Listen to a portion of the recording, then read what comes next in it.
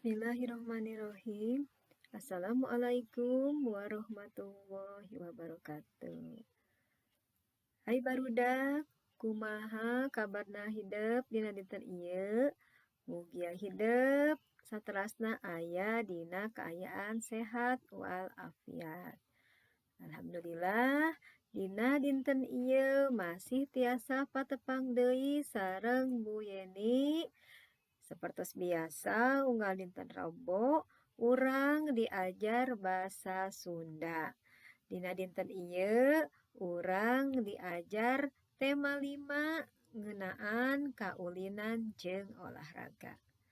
Namun satu acana kana materi, langkung sae urang ngadoa heula supados pangajaran urang dina dinten ieu dipasihan kalancaran sareng digampilkeun. Ngadoa mangga dikawitan.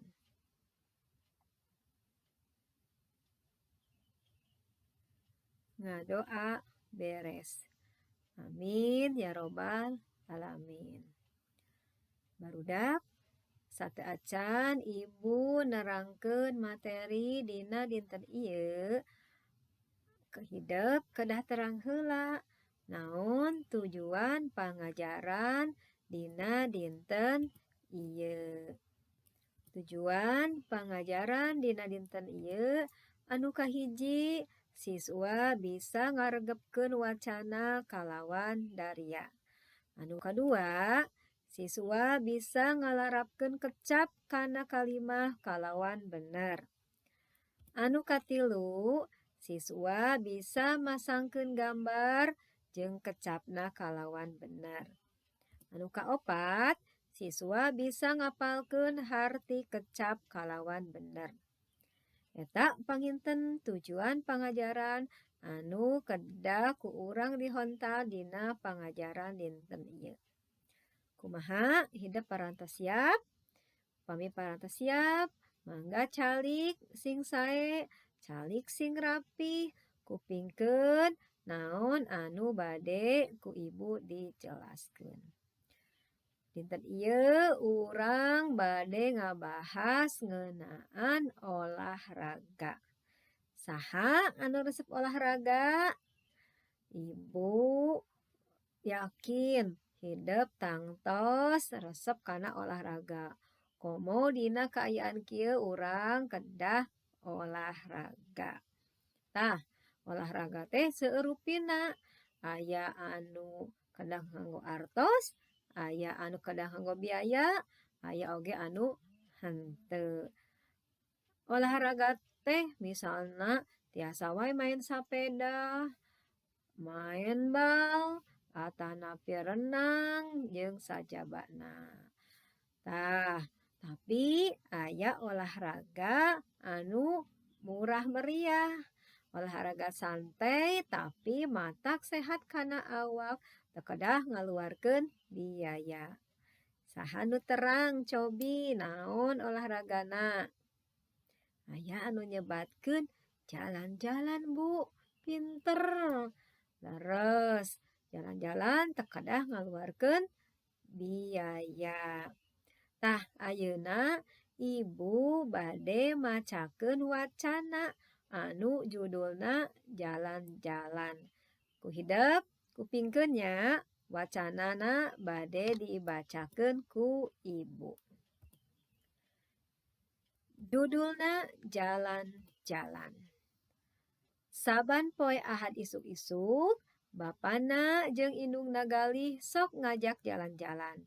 Teu kudu rusuh atawa gagancangan. Kitu bae, lempang antare mapai-mapai jalan satengahing kebon teh. Sakapeung sok bras ka pakampungan gigireun lemburna tea. Ceuk bapana galih, olahraga nu pangmurahna tapi matak sehat nyaeta lelempangan. Disebut mirah teh pedah jalan santai mah henteu kedah ngaluarkeun biaya ageung. Modalna cekap ku kahoyong bae, ceuk bapana galih teh. Nya, asal daek Udang sare, tuluy sholat subuh berjamaah. Tuluy beberes kamar, jung weh indit, make sapatu ngarah teu nyareri kana dampal suku. Ari bapa nagalih mah sakapeung leuleumpanganana tara make sapatu, nyeker bae. Naha teu nganggo sapatu, Pak? Tanya galih teh. Ngarah urat jeung sagala rupa nu aya dina dampal suku ngararasakeun renjulna babatuan di jalan. Eta teh hade pikeun ngalancarkeun aliran getih dina urat-urat awak urang, ceuk bapana. Ari pangna disebut matak sehat, ceuk bapana deui. Dumeh tina kagiatan leuleumpangan anu mayeng bari jeung kaukur bisa ngalancarkeun lajuna getih tina jantung jeung kana jantung. Kapan? Jantung teh puseurna peredaran getih dina awak. Jantung narima aliran getih ti sakumna bagian awak, sarta bakal ngamalirkeun deui getih ka sakumna babagian awak. Ari ceuk indungna mah, leuleumpangan teh bakal ngadatangkeun kabungah. Lamun urang keur bungah, bakal jauh tina pipikiran anu sumpek. Hate urang ge milu senang, gumbira, jauh tina rasa kaaral atawa kaambek.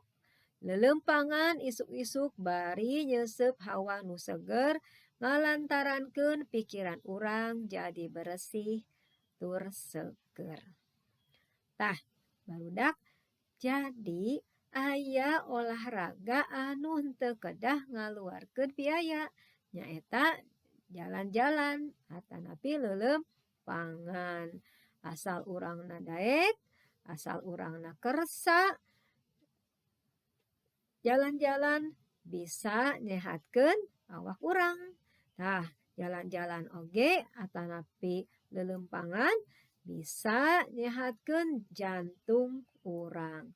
Jadi, upami hidup hoyong olahraga anu teu ngaluarkeun biaya gampang tapi matak sehat kana awak nyaeta leuleumpangan. Tah, eta eusi wacana anu judulna jalan-jalan. Aya oge olahraga anu kedah ngaluarkeun biaya tur kudu make alat. Di antarana olahraga main bal kedah aya balna. Renang atanapi ngojay urang kedah mayar. Teras atanapi sasapedahan urangna kedah gaduh sapeda. Ya, tapi jalan-jalan mah teu kedah nganggo biaya, teu kedah nganggo alat. Tangke wacana anu tadi ku ibu dibaca, pek ku hidup oge dibaca.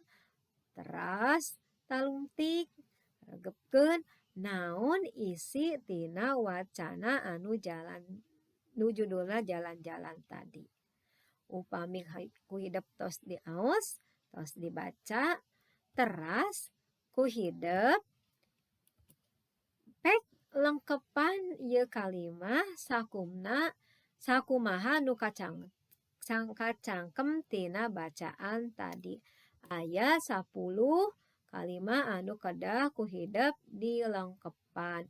Sian titik-titikna eusina aya dina wacana anu judulna jalan-jalan. Kahartos dugi ka dieu. Tah, tadi ibu ngajelaskeun aya oge olahraga anu kedah nganggo alat atanapi pakakas. Seueur alat olahraga teh nya aya upami pingpong mah kedah nganggo bat, kedah aya balna nya. Upami basket kedah aya balna oge.